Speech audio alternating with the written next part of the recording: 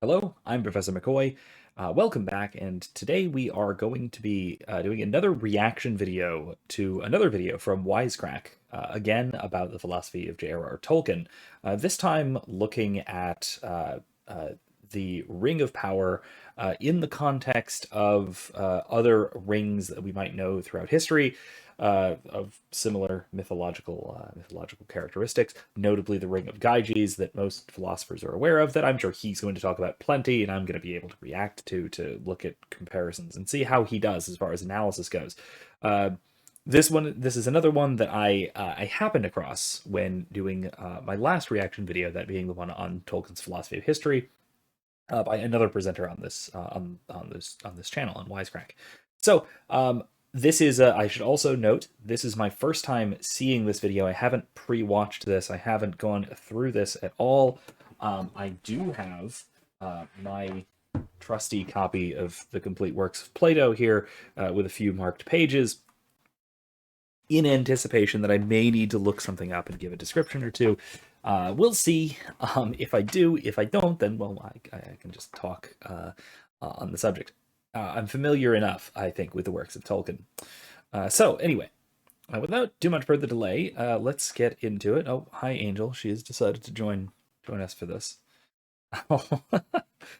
And she's scratching the carpet. Of course you are. Anyway, that's fine.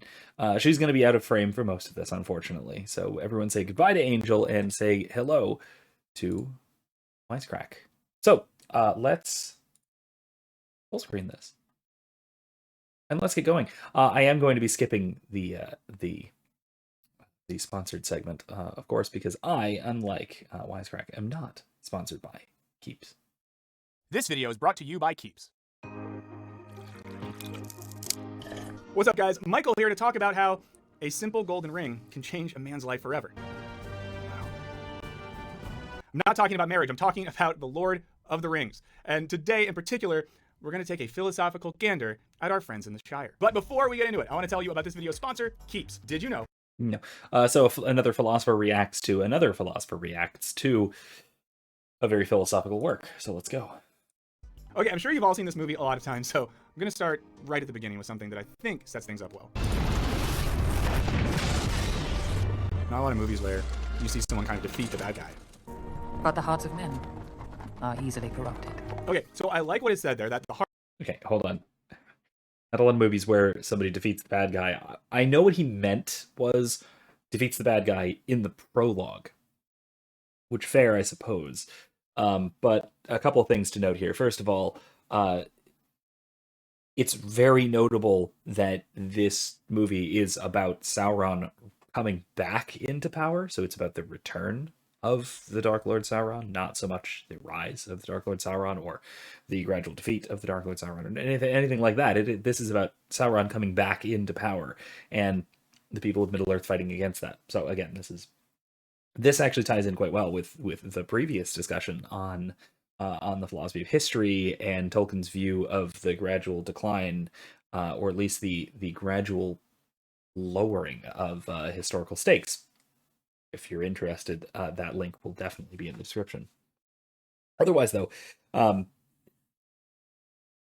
even in terms of defeating the bad guy in the prologue, again, the prologue is entirely about backstory. Why is Sauron significant, and how do the people of Middle-earth relate to him, etc. So it's not so much about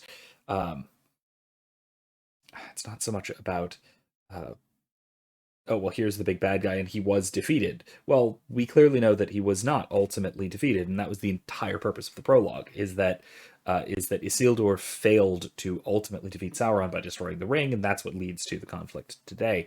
I don't know if he's going to go into that. He hasn't immediately. You would think that would be the first thing to go into, but let's go back a moment. Let's let him continue, shall we? But the hearts of men are easily corrupted. Okay, so I like what it said there, that the hearts of men are easily corrupted, and the Ring of Power has a will of its own. Now, I think the idea here is that a ring, such as the ring in the film, can reveal the true nature or character of a person. And no, it's not. That is absolutely not it. I know where he's going with this, and he's going to tie this directly into into Plato, into Plato's myth of the Ring of Gyges. So I will hold off on that comparison contrast for right now. For now, I want to look to Tolkien's view of the ring. So Tolkien's view of the ring is not that it reveals the character of the wearer. It does not do that. It corrupts not just the wearer but the possessor in general. And it directly corrupts them. It does not simply reveal them for who they are. Otherwise, we wouldn't see the kinds of corruption that we find throughout the series, throughout the three, well, the one extended novel or the three parts. Key examples of this, of course, being Frodo. Obviously, and Frodo begins as a very good man, an ordinary but very good man. But by the end of it, spoiler alert for a 70-year-old book, I suppose, he takes the ring for himself at the end, and only manages to destroy it through the intervention of Gollum, who destroys it accidentally upon getting to the cracks of doom. So Frodo is corrupted by the ring. It's not simply by it doesn't expose him for who he is, right? Frodo is a good man, or good hobbit, I suppose, but he's a good person, certainly. Another great example of this is Boromir, where the film's portrayal is it doesn't capture this terribly well, because Boromir is portrayed from the start as very, very power hungry, and very corrupt, and at least corruptible. But in the book, Boromir begins as an incredibly noble man, and the ring, literally as a voice speaking into his mind, is gradually leading him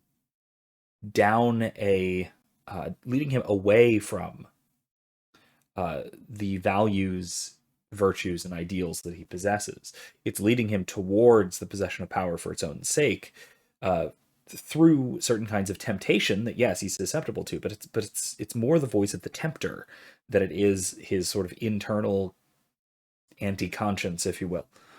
So no, the ring has a will of its own. It is not simply a revelation of who one really is, a freedom from any kind of consequence, anything like that. However, it is notably the ring of power. The One Ring, the Ring of Power, and so it does represent, in a sort of very abstract way, power as such, particularly power over our fellow persons, and because of that, it does represent this notion that power corrupts. But Tolkien would fall on a different side of this issue than somebody like certainly Glaucon, who puts forward the Ring of Gyges example, and that we'll discuss as well as we go forward. But even different from a lot of modern thinkers who don't think that power corrupts. Power exposes the corruption inherent in the hearts of those who obtain it, or those who seek it. Tolkien very much thought that power has a corrupting influence upon one who obtains it. That power itself, the ability to obtain things through the means of diminishing others and the wills, and dismissing and trampling over the wills of others, that very act and that very ability lends itself to corruption. So again, it's not a matter of power revealing the corruption of the corrupt. It's not that. It is strictly a matter of power actively corrupting. And the ring, even all the more so, given that it is not just the embodiment of power, but it's also the embodiment of Sauron in particular, who is a person corrupted by power, etc. All right, let's see what he has to say here. And because I'm assuming here, and I was assuming really from the outset, I'm thinking that what he's doing here is trying to draw a one-to-one parallel comparison between the One Ring, the Ring of Power, Sauron's ring, in the Lord of the Rings, to Plato's Ring of Gyges, because this is a very tempting comparison. They're both rings of invisibility. They're both corrupting, apparently. They both have to do with power over other people, etc. But again, there are a lot of disanalogies that we're going to have to disentangle. I'm not sure. Well, we'll see. Again, I have not seen this, so I'm open to the possibility that he will provide a lot of nuance to this discussion, as unlikely as that might be. And this is a huge idea that's explored in Plato's Republic, in particular, Book 2 of the Republic, where Socrates is talking to a couple of dudes about the nature of justice. Now, the guy Socrates is talking to, who are Plato's brothers, bring up the myth of the ring of Gyges. And this ring is similar to the ring we get in the movie, right? The idea is that you get it, you can go invisible, and you can do whatever you want. Now, in the Republic, these two argue that the ring is proof that no one really has a desire for justice. Because in the myth, this guy gets the ring, was a decent farmer, but he puts it on, and he kills the king, and he sleeps with his wife, and becomes a really bad dude. Fair comparison there, I suppose. Okay, so first of all, become invisible is a bit of a stretch here. I always tell my students this, and it's actually in my lecture on the subject, again linked below, that invisible isn't quite right. It would be probably better to say imperceptible, right, or beneath notice. Because again, for the ring of Gyges, the ring that Plato's talking about here, people don't notice you disappear, right? So we all hopefully recall, I suppose, that scene of Frodo in The Prancing Pony and Bree, when the ring slips onto his finger and everyone notices him disappear. If copyright will allow me to, I will put it right here.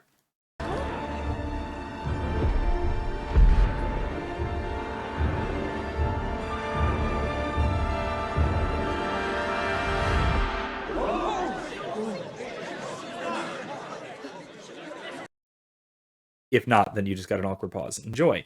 That isn't the case with the ring of Gyges that Plato is talking about. Rather, he says here a quote about the man here experimenting with the powers of the ring. He says, he wore the ring at the usual monthly meeting that reported to the king on this day of the flocks, and as he was sitting among the others, he happened to turn the setting of the ring. Oops. Hello. Oops. He happened to turn the setting of the ring towards himself to the inside of his hand. When he did this, he became invisible to those sitting near him, and they went on talking as if he had gone. So, if you see someone just vanish from perception, just in the middle of a meeting, you would notice that. You would say, oh, where did Gyges of Lydia go? Or the ancestor of Gyges of Lydia, but Glaucon isn't too precise about that. Doesn't matter. Let's just call him Gyges for simplicity's sake. Right? Oh my, Gyges has disappeared. That sure is strange.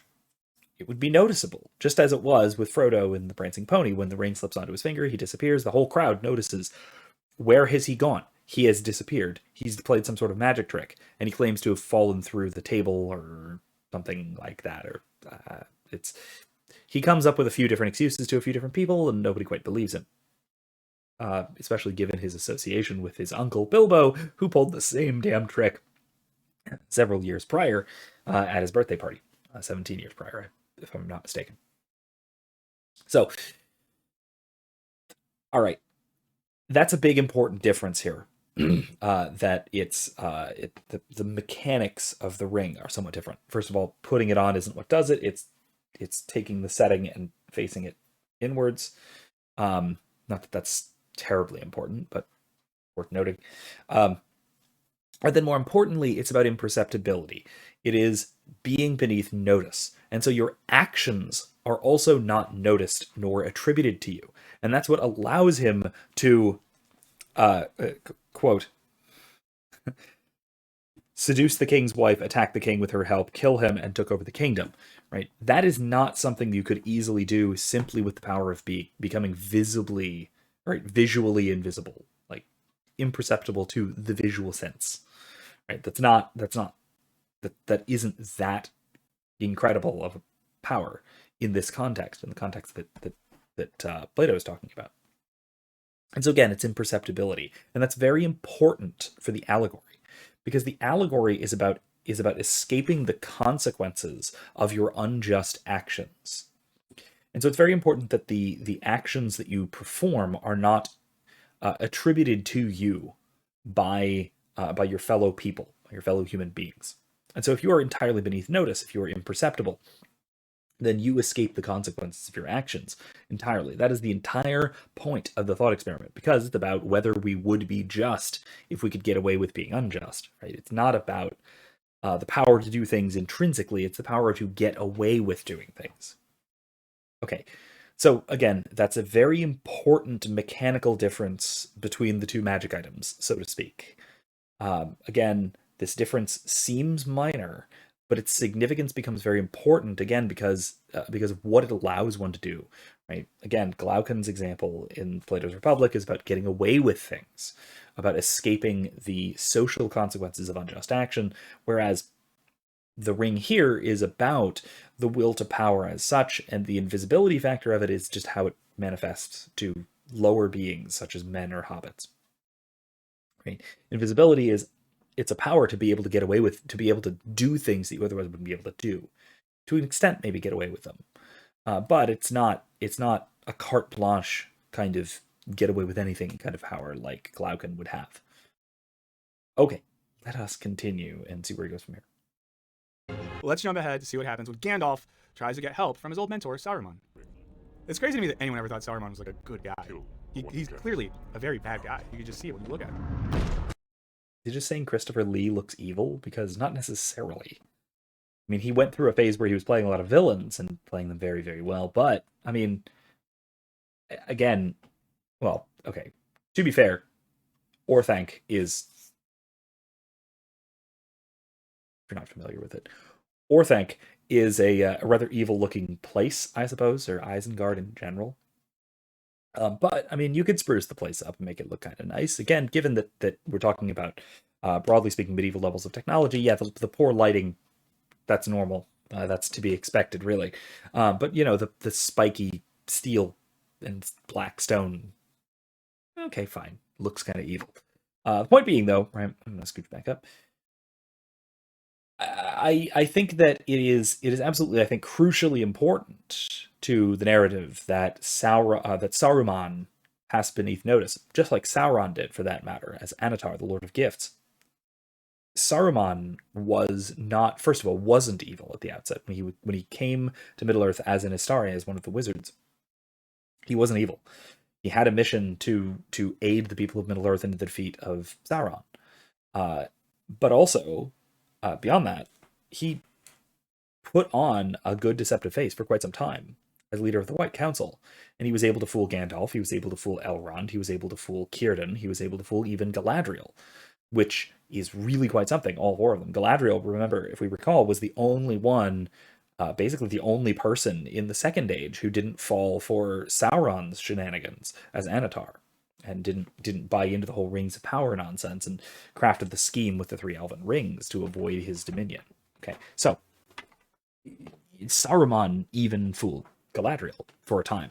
And so again, it was because his fall was gradual, and it was because the fall was his fall was subtle. It was very subtle in terms of what he was trying to do. He was trying to learn ring lore, which was really his job with the council anyway.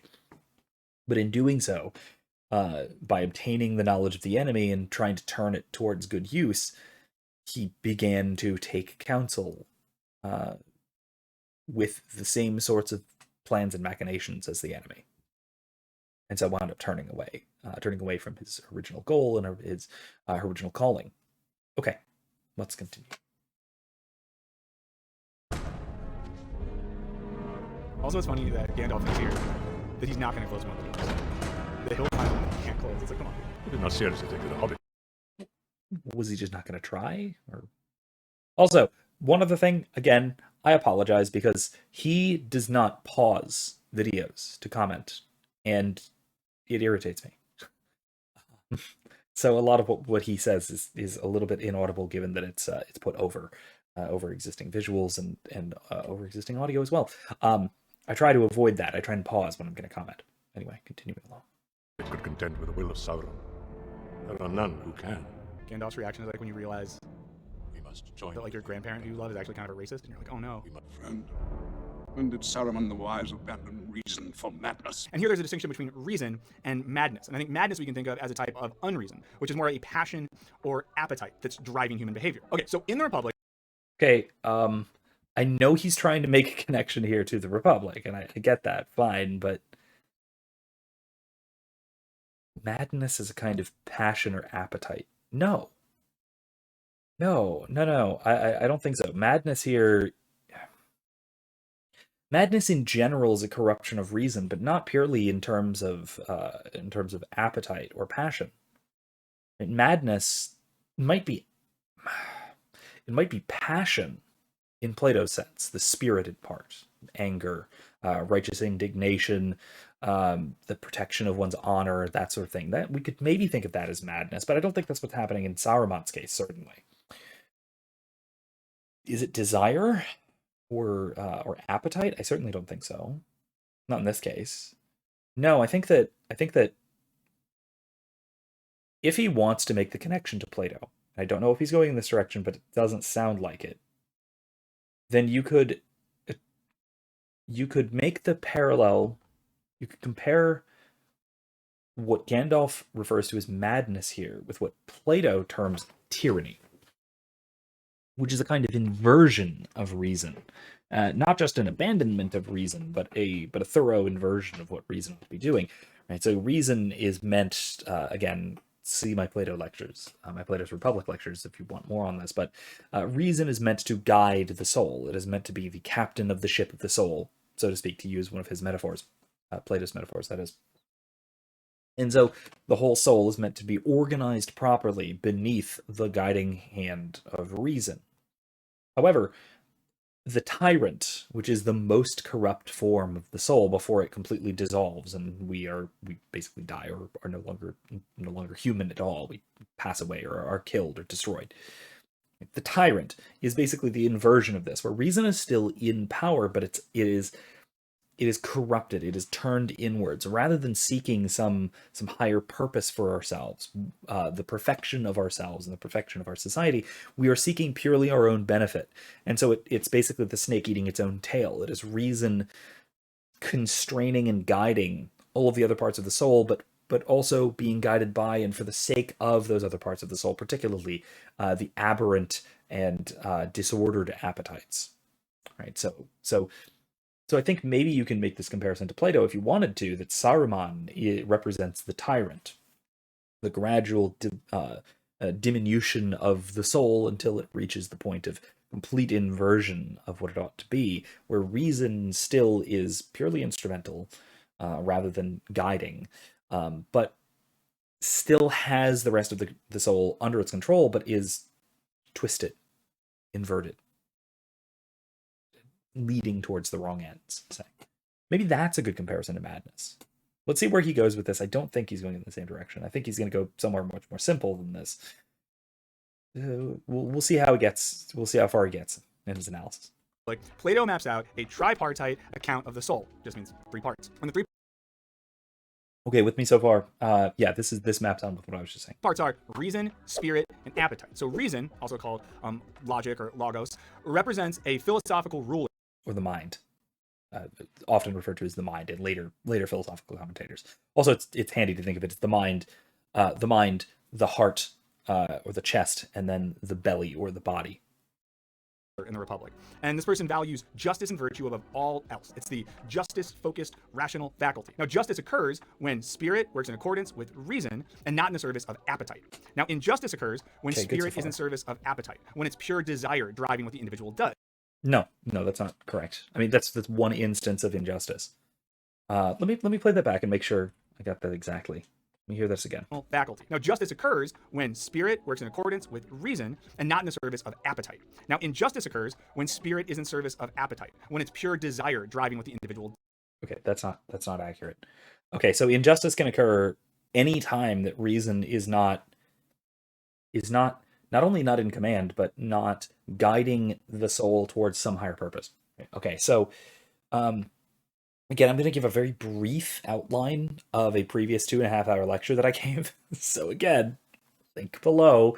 So Plato outlines several unjust versions of the organization of the soul, beginning with basically he goes through what various parts of the soul could be in control and for what ends, all of which are unjust to various degrees and for various reasons. That can be control rather than by reason, by the spirit, by passion. This is what he calls the timocratic soul, which is what he leaves out entirely here. This is rule for the sake of honor, rule by spirit for the sake of honor. This is the fight aspect of fight or flight, say something like that. Then we have a bit further down, we have rule by necessity, necessary appetites. This is the oligarch. This is the stingy kind of person, the person who is obsessed with security and safety and the bare necessities of life, so to speak, at the expense of reason and justice. So they will do unjust things to make sure that they are kept safe and they are secure. At the expense of honor, so they will disregard affronts to them and threats to them if it means that it can keep them safe in the long run. This is the kind of he uses the analogy of the city that will pay bribes to other more warlike cities so that they won't invade, which is a bad long-term solution, but it'll keep them safe. It'll keep them safe from invasion, that kind of thing. But then also at the expense of unnecessary appetites, right? So it will, the oligarch will defer or even abandon luxuries in favor of necessities, which is fine on the small term, in the sort of small scale when directed by reason, but it should not be done sort of in total, because you're neglecting a part of yourself. And then we have the democratic person, which is that which is ruled by constantly shifting unnecessary appetites, aberrant desires, basically, this or that little want or desire, which doesn't really lead to the passions, because the passions are basically diminished at this point, and so is reason. Reason has an instrumental role, but that's it. Passions basically go away. You don't have any passion drive in either of these forms of the soul. And so what we have here is, again, an unjust version of the soul, but not the most unjust. The most unjust is the tyrant, what I was talking about earlier, which is the form where reason still has a leading role. It is in command of the passions and in command of the desires, most of the desires, but it still has an instrumental role, because it's not deciding where the soul is going to be directed, what our higher purpose ought to be. That is determined by more and more and more disordered and aberrant desires. This is the addict, is a pretty prototypical example of the tyrant. But then also the power-mad tyrant in the sort of political sense, somebody who's obsessed with power and control over others simply for the sake of, that they can. Desires of, this is also a good analogy that comes up a lot in my classes, is Jeffrey Epstein. This is the Epstein, or maybe the client of Epstein, kind of person who, why on earth would you want an island brothel full of teenagers and perhaps younger children? You wouldn't, you shouldn't. There'd be no reason to pursue or desire such a thing for a normal person. But this is not a normal person. This is a person who has been led along by the temptation of power, of being able to fulfill any desire they could possibly have, until all they have left are aberrant desires and the rational faculty to pursue them, but not the highest rational faculty to determine that they should not pursue them. That's injustice. Right? That is the pinnacle of injustice. That is the most unjust soul, before the soul entirely disintegrates and the person's gone. There is no person anymore. In other words, they're killed, or they get themselves killed by their aberrant desires and such. So again, I think he's wildly oversimplifying here. This is almost more like the description of justice Plato gives, and I think it's in the Meno.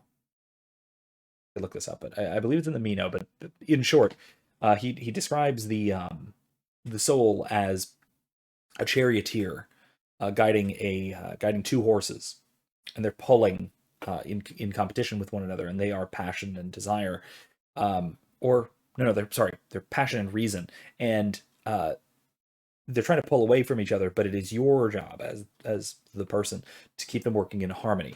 This is what he's talking about here, is closer to that model than the tripartite model he gives in the Republic. Let him continue.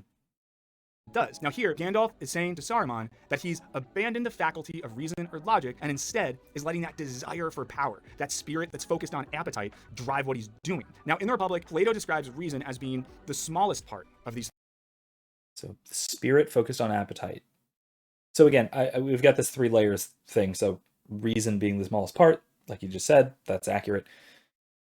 Then spirit or passion, which is organized but sort of moderate in size, and then appetite, which is all over the place. Tons of appetites, all kinds competing with one another.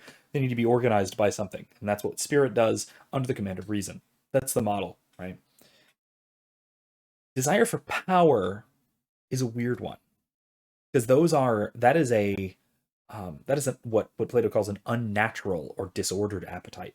It's not one that has a place at all in the properly ordered soul, right? The properly ordered soul has no place for a desire for power as such, because power as such is not something desirable, because it is purely extrinsic. It's like money, right? A desire for money as such is purely disordered.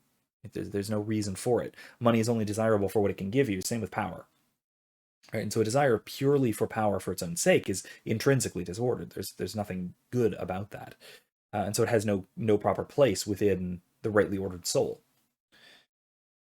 So he needs to, kind of on the right track. He's saying some of the right things, but I think he needs to go in a lot more depth into this, so as not to mischaracterize things, because I think he's mischaracterizing this to make it sound like Saruman is just sort of led by random desires or random appetites, which as a sort of ascetic, because we get the impression that Saruman is rather ascetic in his appetites and his desires. Again, we have this bounty that is collected by Merry and Pippin at the end of the Siege of Isengard, which is like feasts of food and fine wines and pipeweed and all this that's not touched by Saruman. He's not really one for luxury. He's an ascetic. He's ruled by power, the desire for power, but that is what rules his reason. That's what sort of overcomes and topples reason in favor of what Gandalf, I think, rightly calls madness. So again, it's a much more nuanced view than we're starting to get here. So let's back up a second.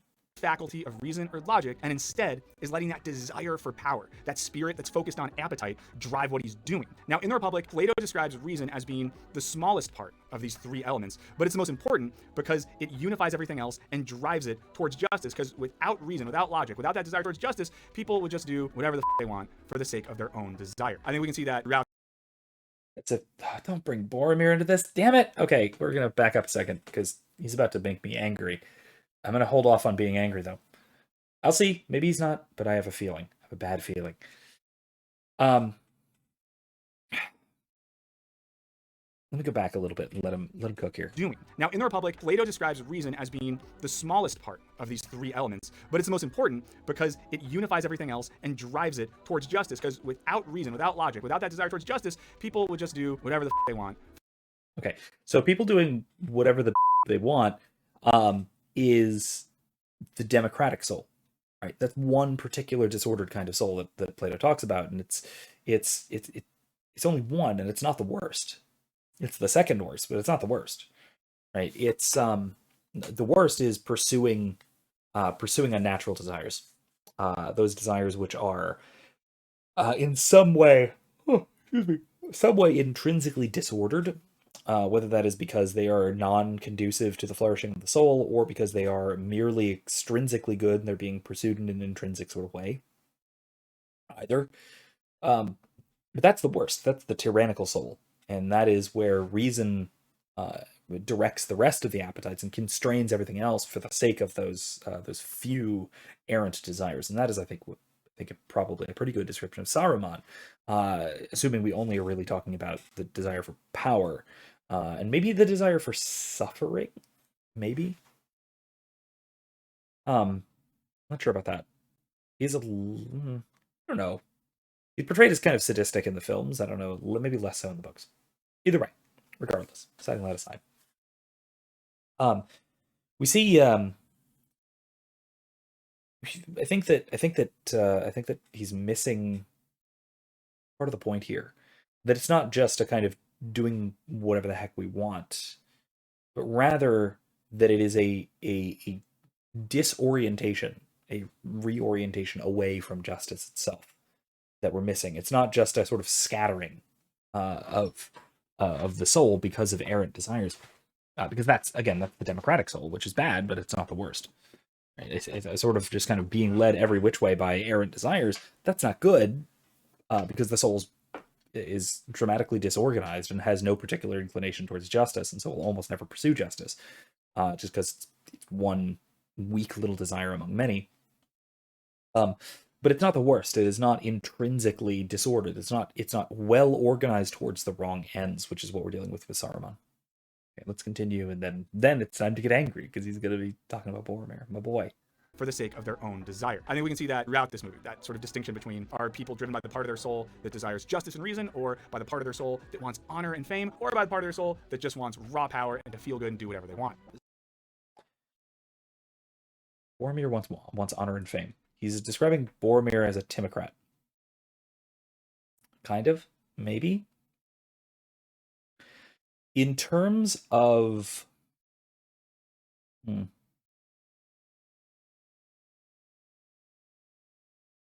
I would say that Boromir becomes a timocrat. He becomes led by honor, glory, etc. That sort of thing. The passion, the spirit. But he isn't at the beginning of the story, at least not in the books. In the books, he is a defender of his people. He is he's a very honorable man, but it's not honor that drives him.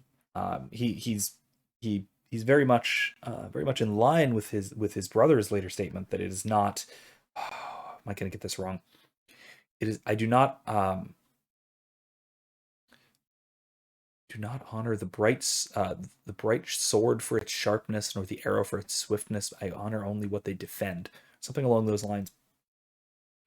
That's from Faramir, but Boromir echoes similar sentiments throughout the Fellowship of the Ring in the book. But gradually he comes to see his own honor as more important. He gradually comes to see the defense of his people at any cost as acceptable, and that's again through the corruption of the ring. Now, that almost makes me think that he's taking after his father a bit, and I would very firmly place Denethor as an oligarch, one who is led by necessary desires, necessities, at the expense of everything else, including honor, including justice, including luxuries. Again, we don't really get that impression in the movies, because we do see him sort of feasting as his son goes out to die on the fields of Pelennor. But that's not really representative of his personality flaws from the book. So yeah, Boromir starts to take after his father a bit in a bad way, but again, that's through the corruption of the ring, just like Denethor was corrupted by the Palantir, by Sauron's direct influence into his mind through a Palantir. He had a Palantir, a seeing stone in the book, and I'm disappointed that was left out of the film, because it really speaks to his character that he was not like this all along. He did mistrust, to be fair. He distrusted Gandalf and Aragorn for his own historical reasons, but still. Okay. Anyway, it's not as bad as I thought. He's not disparaging Boromir too badly, but you're on thin ice, Buster. Like Boromir, he's a good man. Oh, it's the first time we see our fellowship. They must decide now how to end it. The time of the elves is over. My people are leaving these Here we shores. go. Who will you look to when we've gone? It is in men. We must place our hope. It's really weird that Gandalf believes in men so much, but good for us. Men are weak. The race of men is failing. The blood of Numenor is all but spent. What was his point there? I mean, it's not really weird at all. The historically speaking, this is very straightforward. Like, the dwarves are in decline and have been since during the first, really, forever. Um, they're insular and they've been they're more concerned with internal affairs than anything else. Fine. They've never been significant power players in Middle Earth. The elves have been in decline since the Second Age, certainly. It's due to the fall of the great elven kingdoms in Beleriand at the end of the War of Wrath, at the end of the First Age. Again, see my other video. And so the Second Age was this sort of shifting point between elves and men, whereas the elven kingdoms, the elven empires of Eregion, say, in the Second Age were grand but in decline. The human kingdom of Numenor was grand and on the rise, morally in decline, fell, but then we have the great kingdom of Arnor, or kingdoms of Gondor and Arnor, Numenorian colonies, basically. And at this stage in history, at the end of the Third Age, the elves are almost not to be found. There are enclaves in Arid Luin, to the far west. There is Elrond's house, and his little household, and then Lothlorien. That's kind of it. And I guess the Wood Elves in the Greenwood. But that's kind of it. There are not really significant elven kingdoms. Probably the most significant elven kingdom is Thranduil's kingdom in Greenwood, and formerly Mirkwood. Which, okay, I suppose, but that's not that significant. The kingdoms of men are rising at this point. Were it not for the opposition by Mordor, Gondor would be glorious. So, and it was not long ago. In by elven timescales, at least, not long ago, within the last few hundred years. And so really, I think Gandalf is right on here, and he's wandered the world enough to realize this, to acknowledge that men are the sort of up and coming force in the world, and have been for a very, very long time, at least as long as he has been on Middle Earth. So, I think that he's making a perfectly reasonable conclusion here. His pride and dignity Elrond hates us, though. Elrond hates because of men, the ring survives. I was there, Gandalf. I was there the day the strength of men failed. Okay, so here Elrond says that the strength of men failed when Isildur did not destroy the ring, which would benefit all of Middle-earth, and instead kept it for himself to give himself power. So back to Plato's account of the soul. This would be an example of logic being superseded by desire. Isildur's appetite for power was stronger than his desire for justice. And Elrond... Hey, yeah, I think that's generally right? He's pointing out that... So I will say, this is a point that he makes, and he makes it quite well. I'd like to emphasize it more, though. Just to sort of draw more of a point to this, that Plato draws a direct parallel between logic or reason and justice. The justice is the characteristic virtue, is one of the characteristic virtues of the intellect, of the mind, that and wisdom.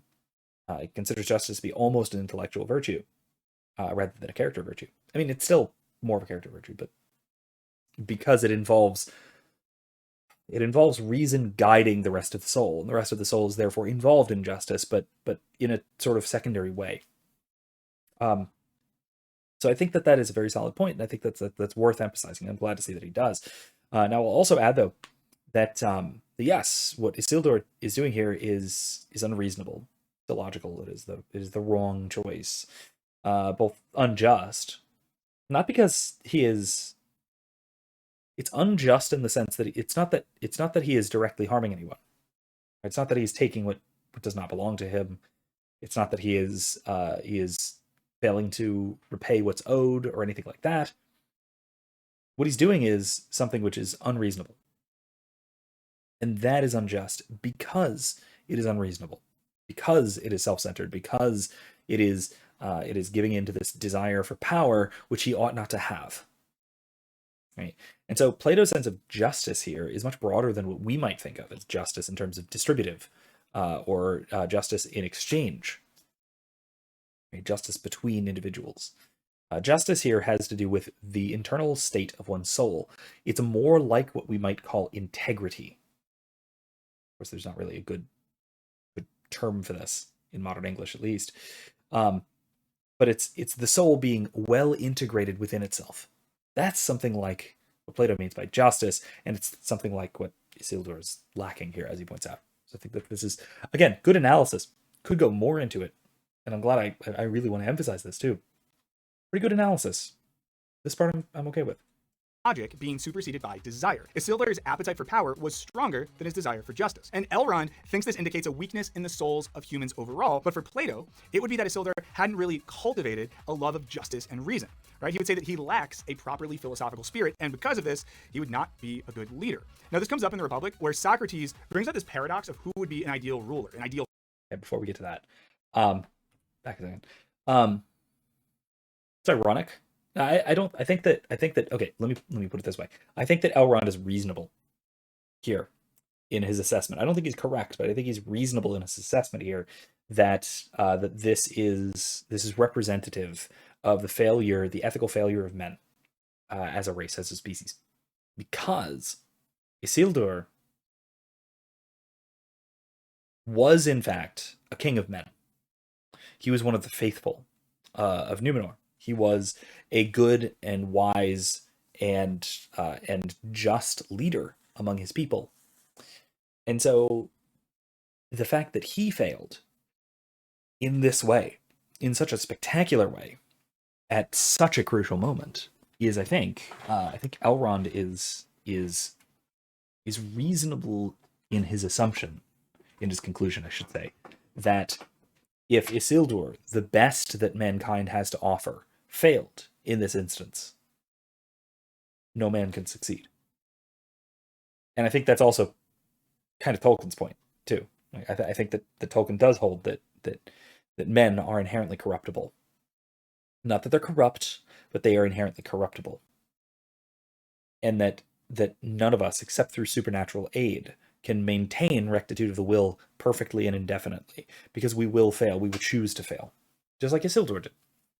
Just like Boromir did, ultimately, even though, again, after a long series of supernatural temptations, still did. Denethor did. Aragorn didn't. But he didn't have the opportunity to as well. He declined the ring. Same with Faramir. Both declined the ring before it had a chance to corrupt them at all, really. And they were both also incredibly virtuous and incredibly heroic men. Even more so, I would say, than Isildur. So again, I think that Elrond is onto something here, even if he's not ultimately correct.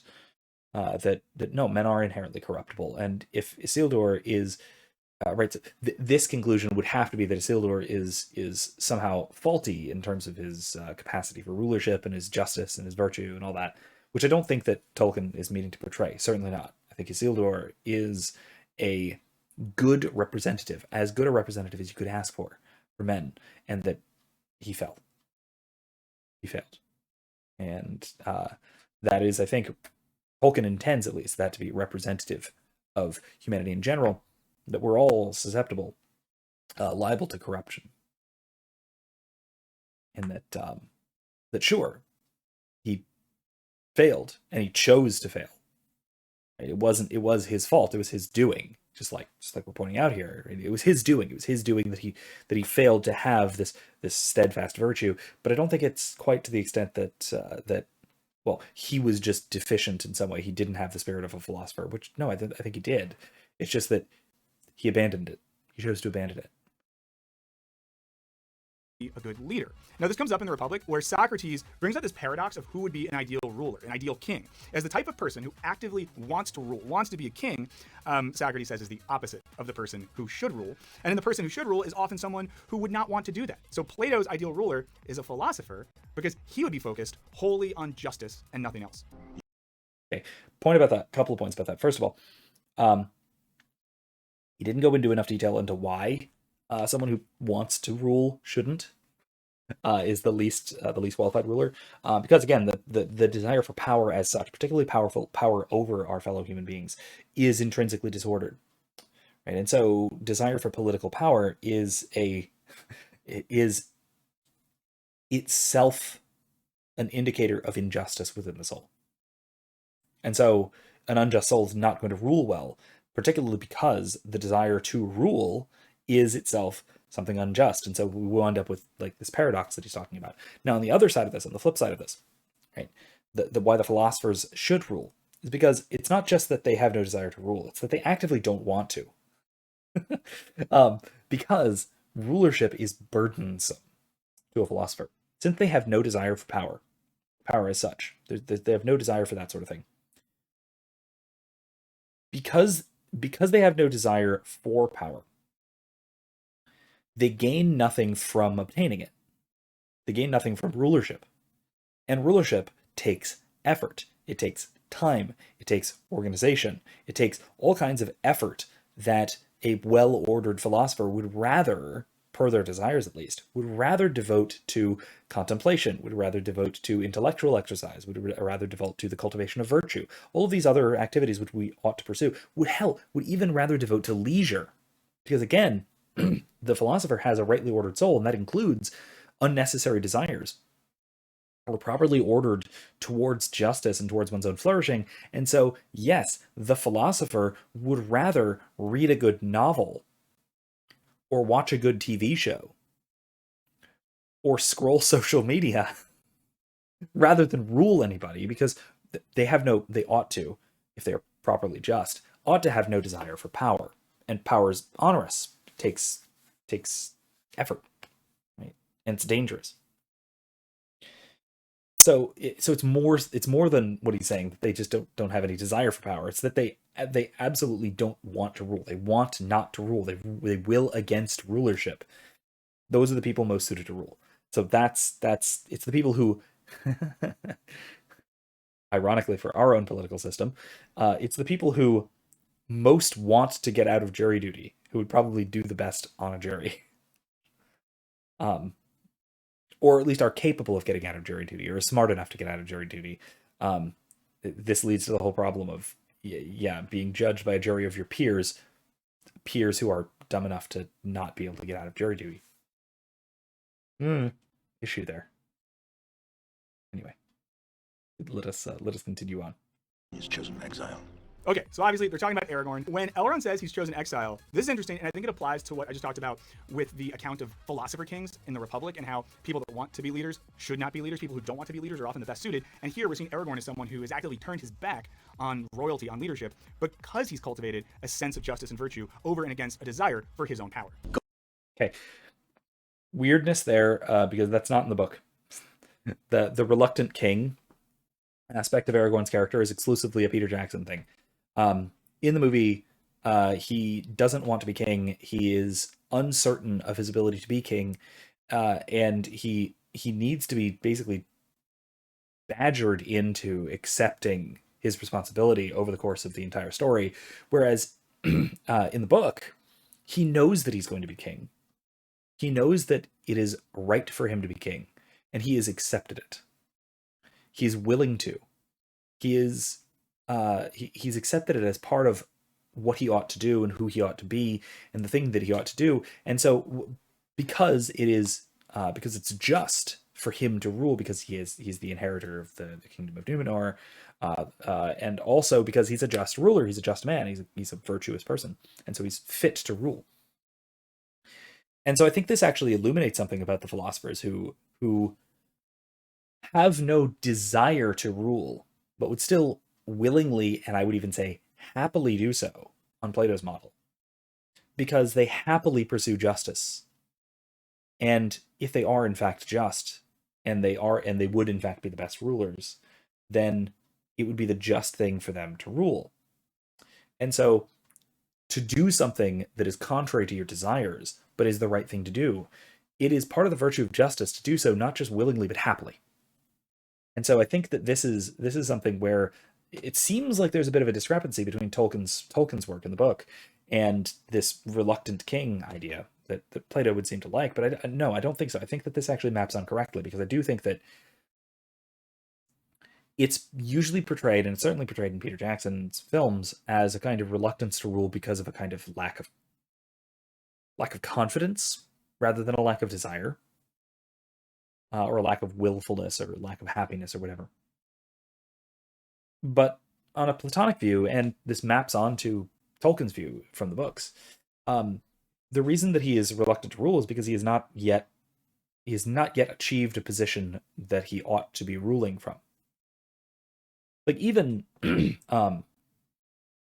even when he arrives at Gondor, right, after the Battle of Pelennor Fields, he doesn't enter the city, except hidden and in disguise, until the various other lords of Gondor arrive to basically to grant him kingship. Like the other nobles get there first. He gets to Gondor, but he doesn't enter Minas Tirith. He doesn't actually enter the city except hidden and in disguise. He doesn't enter it triumphantly as king. He doesn't proclaim himself king until the end of the story, until the end of the war, when the war is over. Because he's not in a position to do so yet. He's part of the war council. He is the de facto leader, but he won't accept the title. He won't accept the power of king until the time has come. And that is part of the virtue of justice, because he knows what his role is and what his role will be and how he ought to fulfill it, and he joyfully does so. That's a more just approach to the matter. I think again, Tolkien got it even more right than Peter Jackson did. Not to say that Peter Jackson was like the Peter Jackson Lord of the Rings trilogy is bad, because it's not. It is 3 of the best films ever made from just about any perspective you can give. But the books are better. The books are far and away better in a lot of ways. Gondor has no king. Gondor needs no king. I can't help here but think of Plato's Republic, where the role of the king, the philosopher king in the Republic, is that sense of reason and logic. And I think when he says that Gondor, and by proxy, obviously Boromir himself, needs no king, it makes sense, because he's saying it might not have that sense of reason and justice, and is driven by desire, and that's basically what we see. He just said that Boromir was driven by passion just before. And I think that ultimately turns out to be right once he's sort of corrupted by the ring.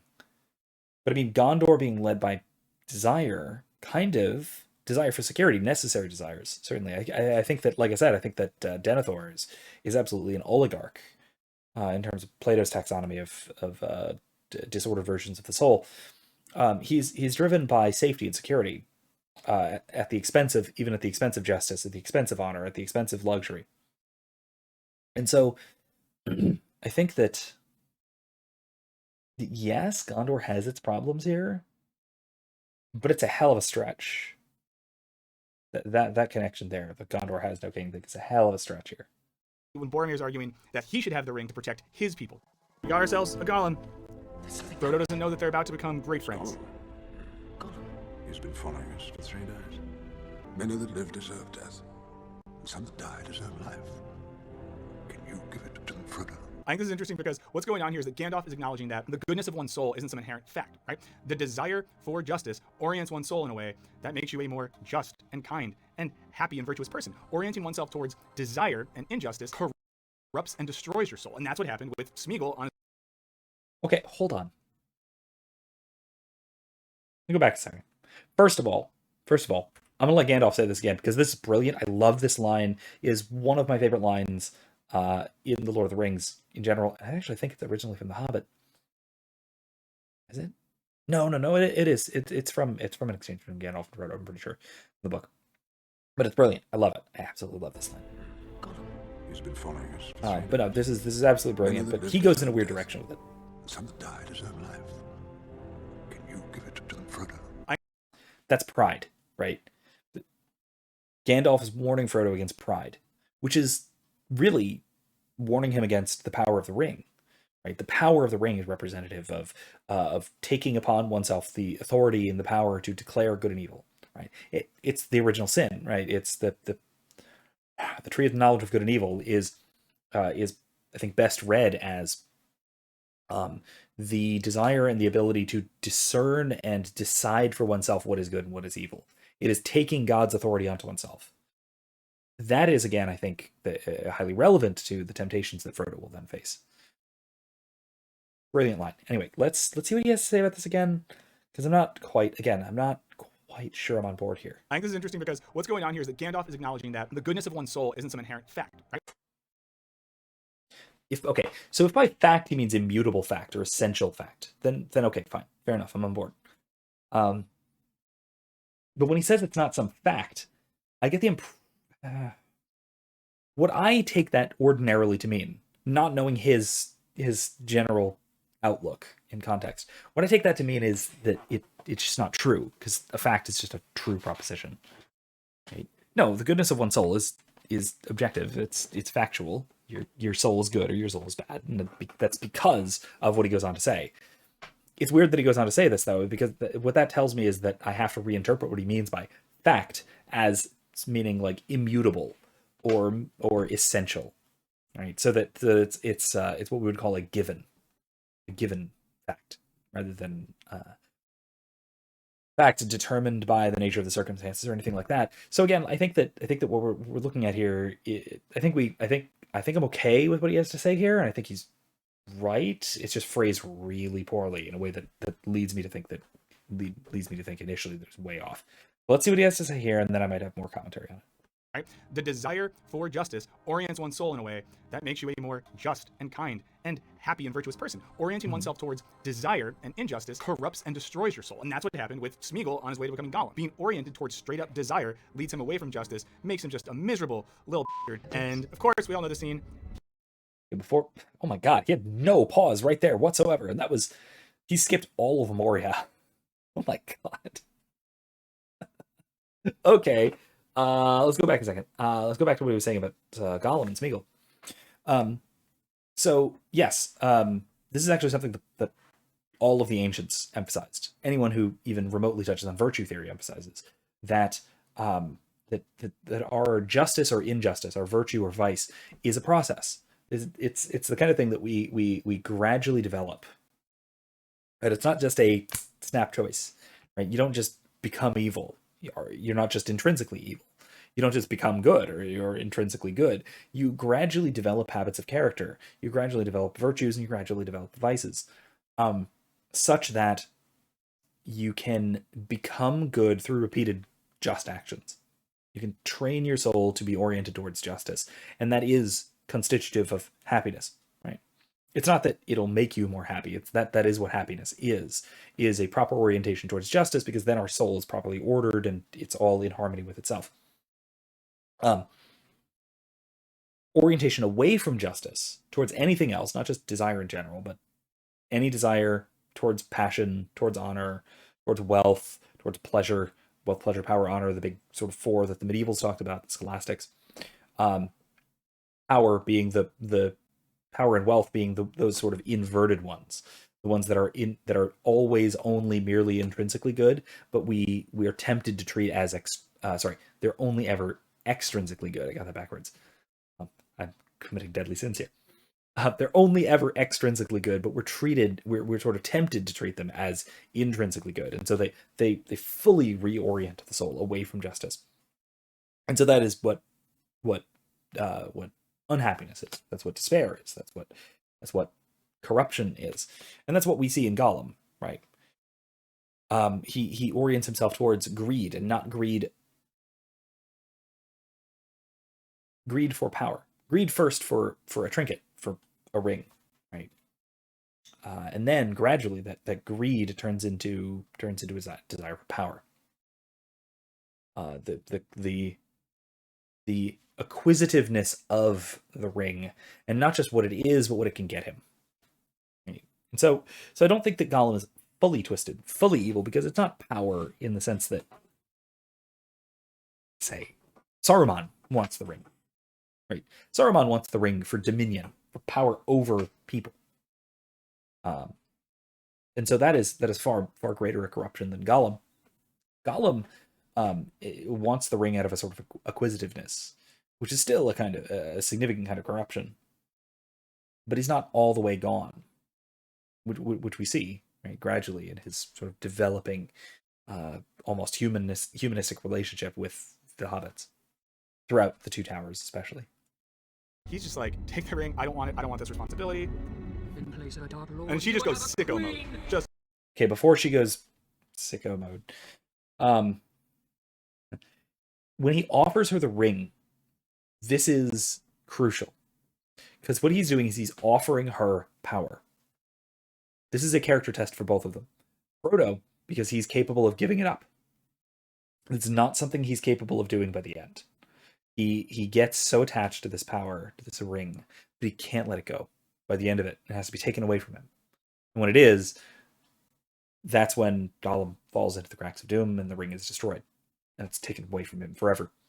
But here, he offers it freely to Galadriel. And so what he's doing here is he's saying, I can still let this go. I have no particular desire for this, or that the desire I have for this is within control. It's constrained. It's still under the command of reason. And he is judging that Galadriel is a better ring bearer than he would be. Now, Galadriel has the opposite end of the test. Does she take to herself this ring of power, this ultimate power? Because remember, she already bears a ring. She already bears one of the 3 elven rings of power. The One Ring is exponentially more so than that. It is greater in every way. Is a considerable increase in her power. Because she's already powerful. She's a powerful being intrinsically. She's an elf. She's a higher being than a hobbit. Or a man, for that matter. But then also, she's a ring bearer. She's seen the light of the trees. She's a queen among elves. She's a very powerful being. And so would be able to wield the ring to great effectiveness. And so, the ring represents to her an incredible power that she ultimately rejects, which we'll see what he has to say about that. But again, this is a test of her character, which she even says as much. I've passed the test, etc. Moving right along, let's see what he has to say about this. Total sicko mode. It's very scary. Looks evil as hell. That's his commentary, which is really banal, but fine, okay. But we got here and I passed the test. why did she say that she's passed the test? Well, right here, she had this moment where she was tempted by the power of the ring. But because her character, because her principles were virtuous, she was able to not give in, even though by not accepting the ring, it basically means that the elves have to leave Middle-earth. She knows that that's going to affect her negatively, but she refuses to let the ring corrupt her soul. You are a ring In the scene bearer, when she Frodo. says you're a ring bearer, To it bear makes a me think ring there's a of famous power episode of the show, is to How I be- Met Your Mother, where the character Barney says he's gotten a ring bearer, and his friends all say, did you say bearer or ring of bear? honor. Because they're worried he's going to bring a bear to a wedding. And I think we can put the clip in if I'm right here. We really do have a ring bearer. But why though? Why are you going in this direction with this? Okay, jumping ahead a bit. Why would you go that direction with this? Oh my gosh. Okay, so you skipped a lot of important stuff there.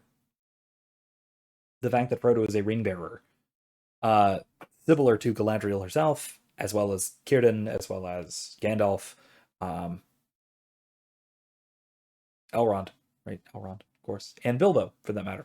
And something that the films don't really make note of, Sam. Sam is a ring bearer. He carried the ring for some time. Basically while Bilbo is in the clutches of Shelob and all that.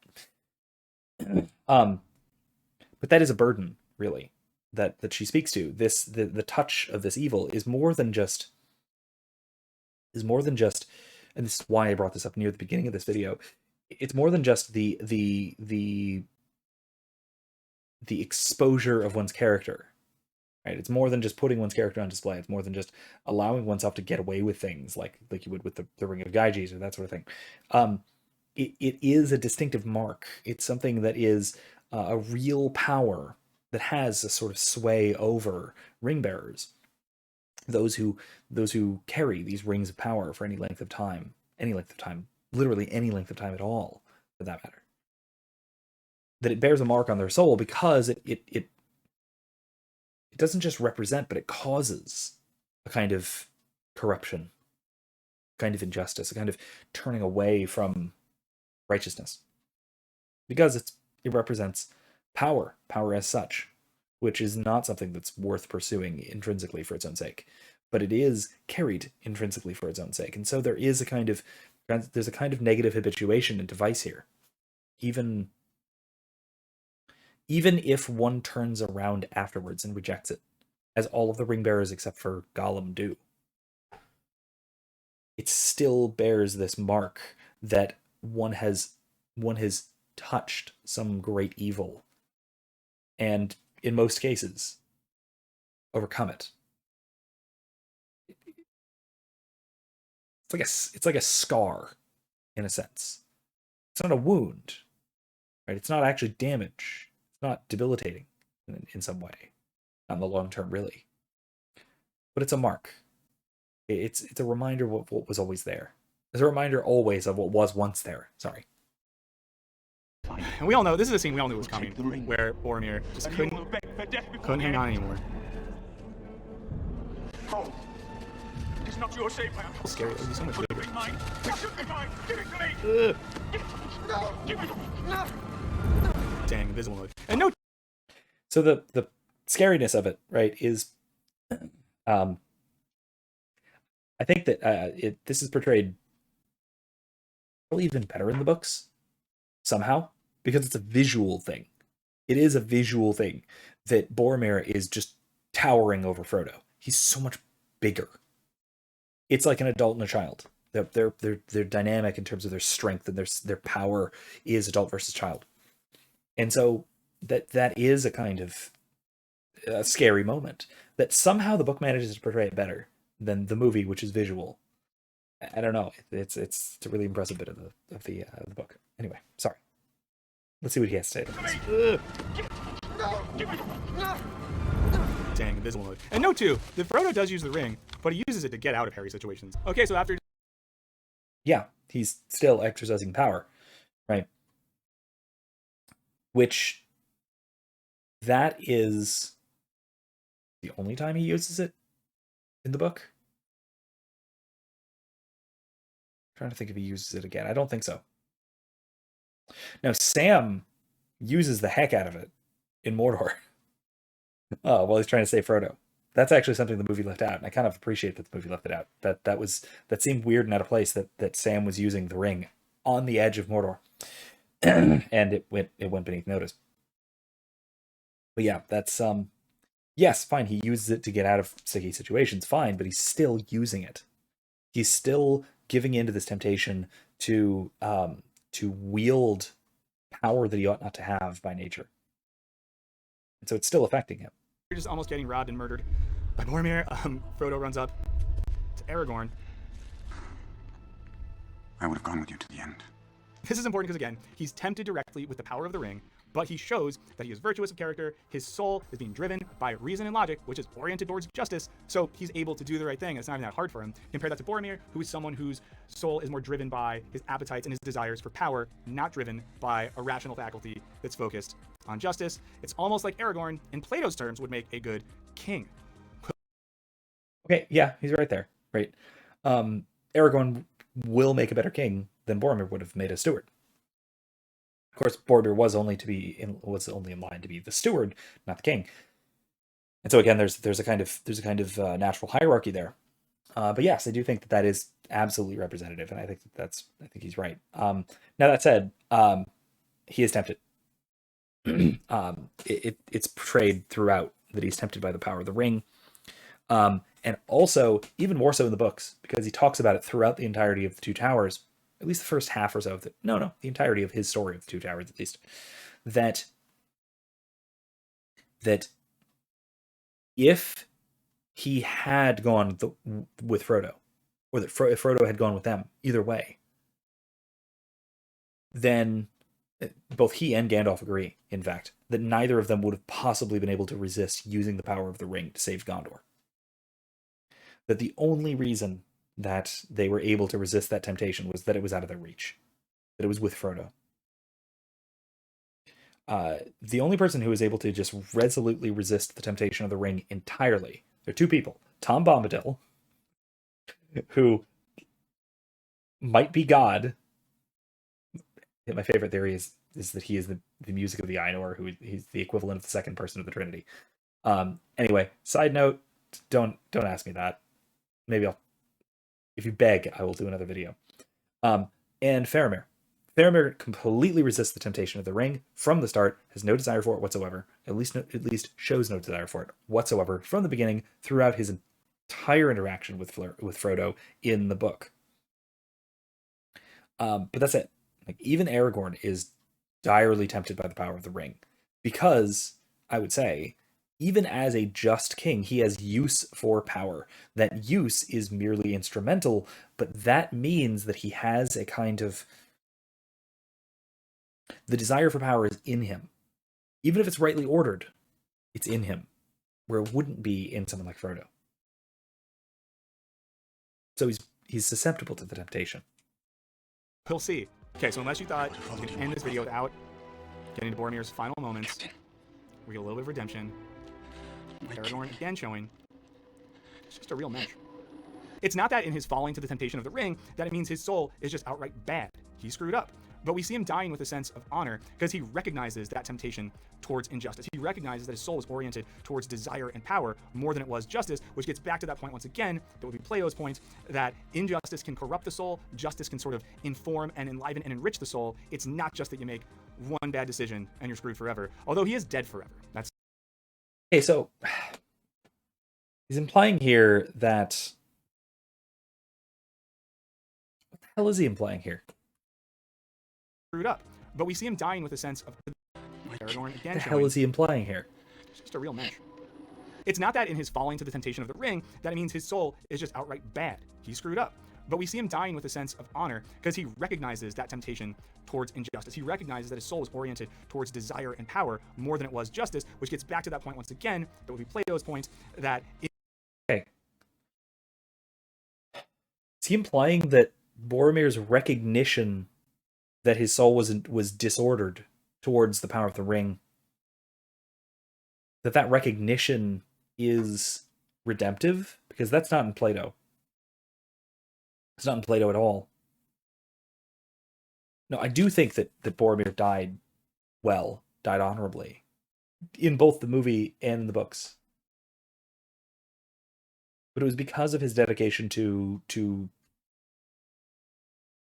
his piety, broadly speaking, his dedication to that which was above him, to his place within the world, his proper fitting within the fellowship, within his kingdom, within humanity, within the world under Iluvatar, under God, that he ultimately remained oriented towards justice because that temptation of the ring was taken from him by Frodo getting away, and he was able to recognize that it was a temptation. See, that's maybe okay. He was able to recognize that it was a temptation, but not that he was oriented towards it, but that he was able to overcome it. He overcame the temptation and reoriented himself towards justice, because that only makes sense if he already was oriented towards justice at the beginning of his sort of character arc, right? His arc kind of goes in a circle, right? It loops back to this virtuous and just and honorable man after a fierce battle with temptation, the temptation of the ring, of the power of the ring. And he dies honorably. He dies a good man. He dies in dedication to that which he ought to be dedicated to. His people, protection of his people, his king, justice. Let's let him continue here. Let's let him cook. Desire and power more than it was justice, which gets back to that point once again, that would be Plato's point, that injustice can corrupt the soul, justice can sort of inform and enliven and enrich the soul. It's not just that you make one bad decision and you're screwed forever, although he is dead forever. That's... Okay, so this is implying that he made one bad decision, and it wasn't a series of gradual corruption. And it also is contrary to his original point about Boromir, which was that he was even initially driven by passion, or maybe driven by desire. He's not very clear about which. Yeah. He's a little up in the air here. And that's, I think, honestly, I have to say, part of the reason I think he's getting mixed up and confused here is because the character of Boromir in the films is a little bit mixed up and confused. It is not nearly as well written as it should be. Certainly not as well written as it was in the film, in the books, in the original novels. You know, he's a human and he's dead, so he's dead now. But he went down like a G. So what are you gonna say? humans are, in Tolkien's Legendarium, humans are immortal, but in a very different way from elves. Humans, their souls leave the world permanently, but they leave the world to be with Eru Ilúvatar. They know not where, they know not how, but they are naturally immortal. Anyway, that's an important thing to note, but not relevant to what he's saying. Anyway, sorry, nitpick. Okay, so there you have it. By watching a great movie, The Fellowship of the Ring, we can learn a lot about the nature of the soul and the nature of justice in Plato specifically. I was talking a lot about stuff that's in Book 2 of the Republic, so read Plato's Republic if you haven't already. As always, thank you so much for watching, and thanks to our patrons for... Yes, read Plato's Republic. Plato's Republic is a fantastic book. This is Book 2 of it. It's kind of long. It's excellent. I actually have a nice long playlist on the Republic, which I pretty highly recommend. I'll put the whole thing of that in the description. This will actually probably go on that playlist, in fact. Anyway, like I said, it is, like he said, I absolutely agree that Plato's Republic is a fantastic book. It is an incredibly useful book in philosophy. Philosopher Alfred North Whitehead is known to have said that all of Western philosophy is but a series of footnotes to Plato. I don't quite agree, but I certainly would say that all of Western philosophy has Plato in its footnotes. And so familiarizing yourself with the Republic is absolutely a good thing to do. And honestly, my series of lectures is a good way of doing that, aside from just picking it up and reading it. Although, of course, I always recommend having something or someone guide you through reading a text like the Republic. So my lecture series is helpful. Another course, an actual university course, lecture course, is also helpful. I also would recommend a book by a guy named C.D.C. Reeves called Philosopher Kings. It's another really good guide to the Republic. Highly recommend. Again, I'll put a citation for that in the description as well, so you can find that if you're wanting to follow along. Read the Republic on your own, with the guidance of another philosopher, one who is far more competent in the area than I am. So anyway, that was not as bad. It wasn't good. He missed a lot. There were a lot of things that I think needed to be re-emphasized and shifted around, and some outright mistakes that he made, and some oddities in the way that he was putting forward his arguments. But he made some solid points, and it was a good springboard for a discussion. So I had a good time tonight. I wasn't as filled with rage as I was last time. Maybe another time I'm going to react to some more philosophers on the YouTube who are a little bit more rage-inducing. Maybe this guy in particular. We'll see. I know some of his other things are quite rage-inducing. I've the ones that I've seen and ones that I'm sure I have not seen. So if you have any other recommendations, things that you'd like to see me respond to, whether that's YouTube videos, even whether that's papers and whatnot, I'd be happy to do that as well. In any case, thank you all for joining me. I had a wonderful time with this reaction. I hope you enjoyed it too.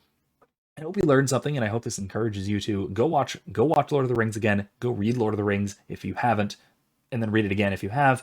And also, give Plato a read as well. So, thank you once again for joining me. I'll see you next time. Bye.